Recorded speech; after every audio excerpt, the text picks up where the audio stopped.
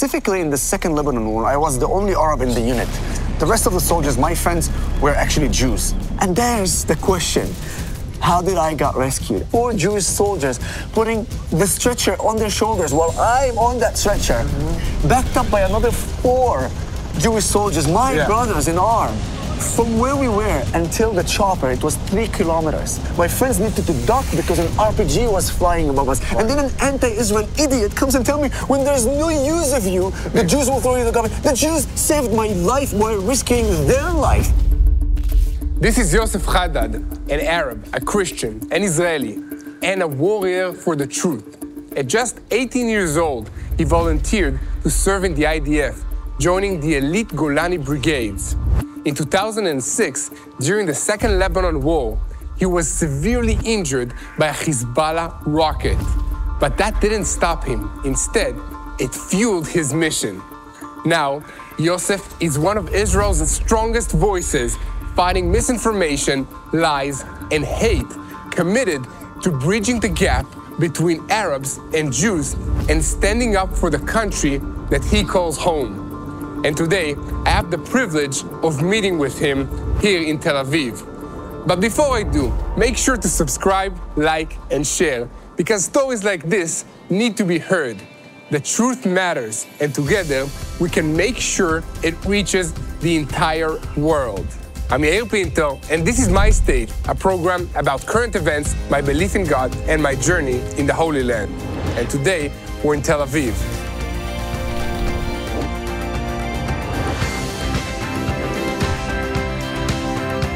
Good morning.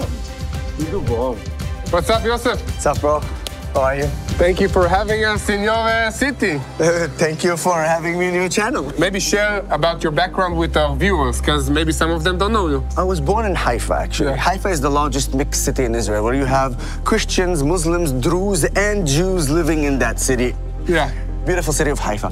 But then at age 3, I moved to Nazareth. The city of Haifa and the city of Nazareth had an immediate impact on my personality and who I am today. You know, I remember I used to finish school and then run home as fast as possible, do my homework as fast as possible, eat the healthy food that my mom cooked, and all this just to get a pass to get out of the house and go to Haifa. The reason why I wanted to run fast to Haifa is because I love to play football. I used to play football in Haifa. And because Haifa is a mixed city, who do you think played there? Jews and Arabs. Together, from a young age, and do you think at the age of 12, 13, 14, 15, I cared that this guy's an Arab, this guy is a Jew? All we wanted is just to play football together and have fun. And this is how our relationship began, by first of all playing football together, but then we went out and drink together and eat at the families together. If you're in Israel and if you are a patriot and you love this country, I love you back. This is the right definition to describe the relationship between Jews and Arabs here in Israel. רק שאלה אחת, נעים מאוד. למה אתה לא מתפקד לליכוד? אני מצביע ליכוד אם אתה תהיה שם. באהבה אני אומר, אחי, באמת באהבה. He was talking now about the Likud party of Prime Minister Benjamin Netanyahu. He actually asked for Yosef to run in this party and make a difference in this land. You have here an evidence to a Jew coming to an Arab and says, I want you in the party that I am voting for. He said, I will vote for it if you go there. Wait, that does not align with the fact that people are saying Israel is an apartheid state and Jews hate Arabs and Arabs hate Jews. True. Israel is home to nearly 9.7 million people, a diverse mix of Jews, Muslims, Christians, Druze, and others. Despite our differences, we live together as one society protected by Israel's basic laws, which guarantee freedom of religion, equality, healthcare, education, and human dignity for all.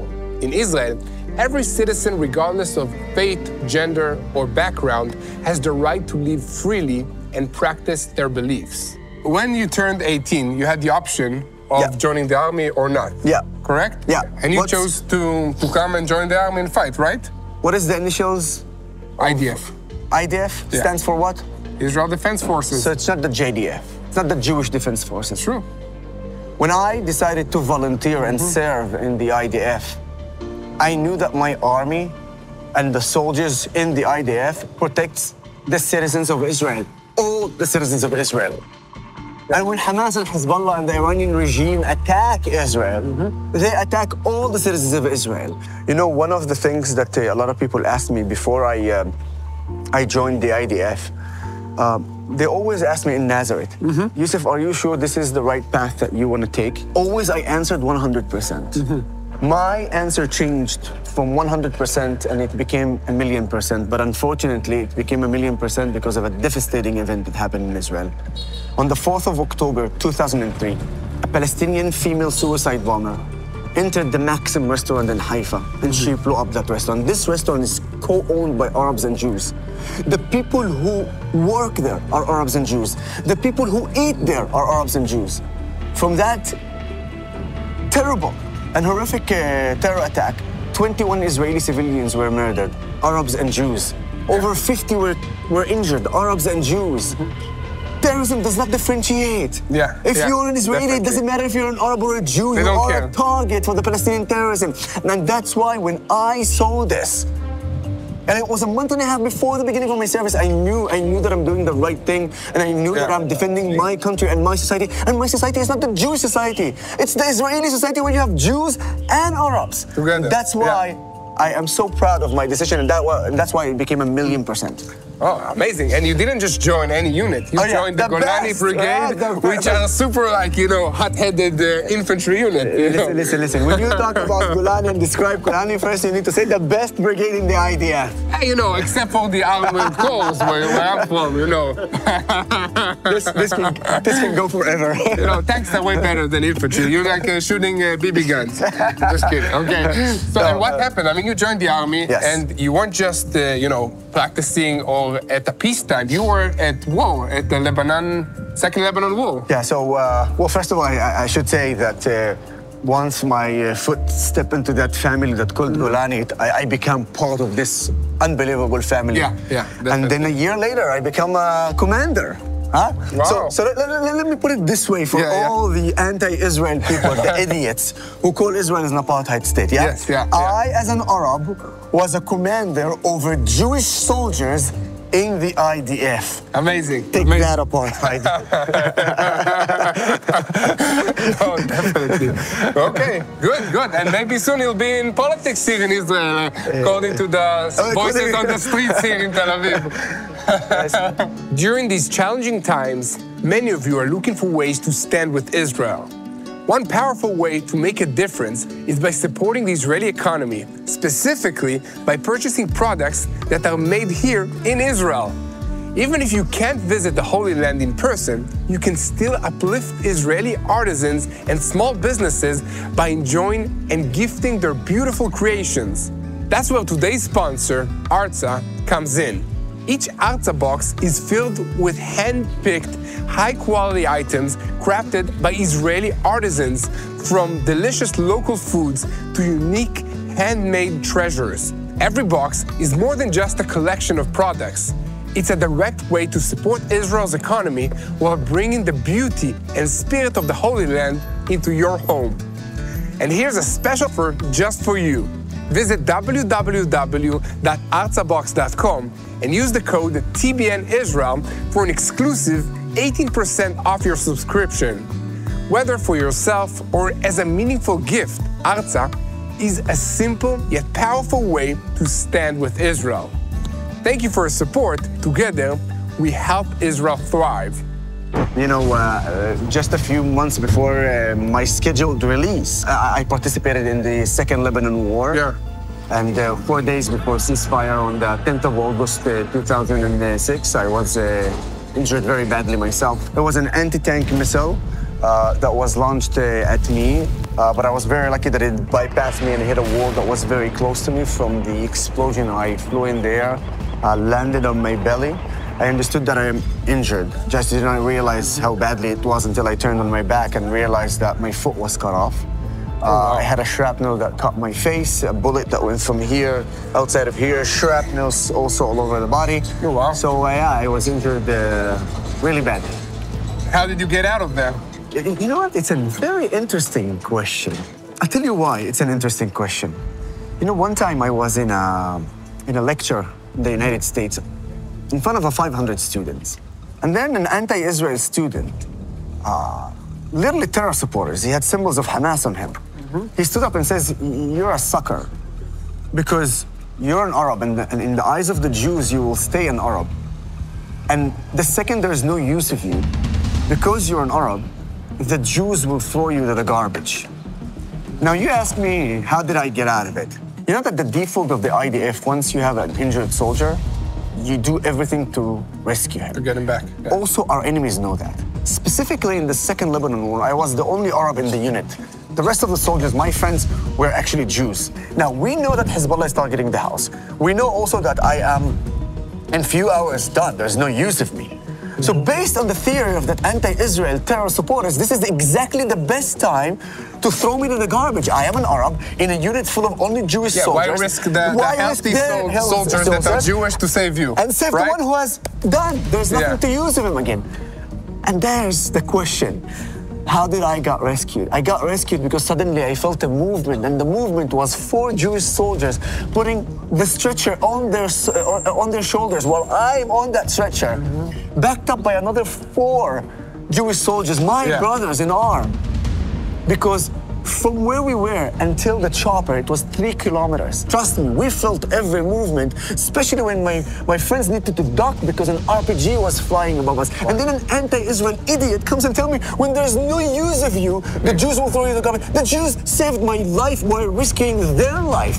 When I speak just like I speak right now, it comes from the deep emotion and deep of my heart because I go back to that point. Yeah. And when I go back to that point, I remember everything. Because I felt it, I tasted it, I smelled it, I saw it, I heard it. It happened to me. This is not a third story as someone who's explaining about Israel. And then I heard that story, and now I'm sharing it to explain about what's going on. This is something that happened to me, so you cannot lie to me. You know, this is what basically moved me in the beginning of this war to start sharing the truth. Because, you know, we were attacked by multiple fronts on October 7th. And we're going to fight, leaving our families, defending the country. And then you open the news after, you know, the massacre of October 7th, and what you see is everybody saying that Israel is the bad guy, that Israel are killing the Gazans, that Israel are doing terrible things to the Palestinians in the Gaza Strip. But in reality, I mean, we were there defending ourselves from this attack. The world is not against us. What happened is a massive immigration from the Middle East into the Western world. Yeah. Now, the majority of those immigrants are actually peaceful. As always, yeah, most people. But the extremists, minority, they are the one who are actually not only destroying the West, but destroying the peaceful majority. Now, let me give you an example. Between 2022 to 2023, Canada accepted over 1 million immigrants. Yeah. If only 10% of them are extremists, we're talking about 100,000 people. So what happened is, you see this massive immigration, and then those minority extremists, but they are a large number, and they are infiltrating the West, putting their virus in each and every one of those countries. France, England, Germany, Canada, United States, even countries in South America. They take the Western values, use them against the West, and abuse the Western values. And the thing is, if you try to attack them back and stand for your own freedom of speech, they will attack you. And that's how they attack the West, from within their own laws. And instead of governments being strong, they're like an ostrich, the government. What an ostrich does when there's a trouble, when there's a problem? Puts his head in the sand. Thinking that this way the trouble will just pass. No, it just makes them easier to come and chop your head. And here's the thing, every time I went to a protest in Europe or in North America, and you went, okay. I spoke in Arabic. I didn't need to speak in English. Really? So everybody was there spoke speaking in Arabic. You also wore like a shirt of what, Nasrallah with an X on him to a rally, right? That was an Oxford debate. Oh, the one that you got kicked out of? So yeah, you know why I got kicked out? No, I don't know. Why? I came there and they said, okay, maybe they don't know that there are Muslim hostages. So I printed the flyers of the Muslim hostages. Israeli Muslim hostages, Arab Israeli Muslim hostages. Held in the Gaza Strip by Hamas. Held in the Gaza Strip by that terrorist organization, Hamas. And at one point, I took that flyer and I was trying to give it to one of the speakers and I said, do you cry also for our Muslim Arab brothers who are held hostage by the terrorist organization Hamas? She didn't even look at me. Didn't even respond. Someone else came, took the flyer, put it on the floor, and others start stamping on it. I could not accept that. So I immediately stood up and said to the president, I said, you cannot allow this. Kick them out. We're not going to continue this debate until you kick those people who literally now disrespected Arab Muslim hostages held by the terrorist organization Hamas. He ended up kicking me. Wow. Then I decided I'm not going out just like this. So I took a t-shirt that I brought with me, put it on with the face of Nasrallah, with a mark of X. Don't forget, we did that. We did that. And that was a message to each and every one of them to understand that every terrorist, and it doesn't matter if you're from Hezbollah or Hamas or Islamic Jihad or from the Iranian regime or from the Houthi or Ansar Allah in Iraq, it doesn't matter. We will reach you, we will eliminate you, we will send you to hell. We're such a small country. We've been attacked in 7 fronts. 7 fronts! And we're still standing. It's a miracle. You know what? It's not a miracle. And I'll tell you why. What is it? It's the Israeli society. You know, when I was in Gaza, I spoke to the soldiers, to IDF soldiers, and I told them, listen to me. What message do you have for the Israeli people back there in Israel? He caught me like this. He came to me and said, come here. We are here for 2 missions, to bring our hostages back and to eliminate those terrorists. And it doesn't matter if you are Arab or a Jew, left or right, secular or religion. If the Israeli society is united, there's not even one single enemy country or terrorist organization can beat us. When we are united, we are the most strongest society and country in the world, and nobody can beat us. And we saw that on the 8th of October, because on the 8th of October, do you know what was the number of enlistment to the reserve and duty? Not 90%, not even 100%, which is crazy. 130% of Arabs and Jews, right and left, secular and religion, all of them enlisting in order to protect our country. And this is why you and I still exist here. Because when we're united, nobody can beat us. That's why. Amen.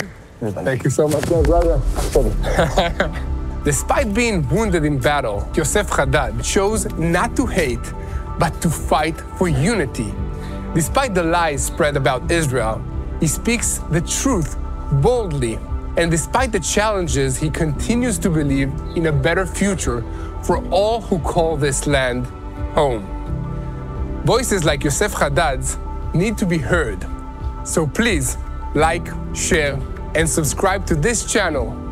His story, his work, and his passion are proof that Israel is not what its enemies try to paint it as, but something far greater, a place of resilience, coexistence, and hope, a place where God's love and faith reside. So please pray for the peace and the protection of our soldiers and our people.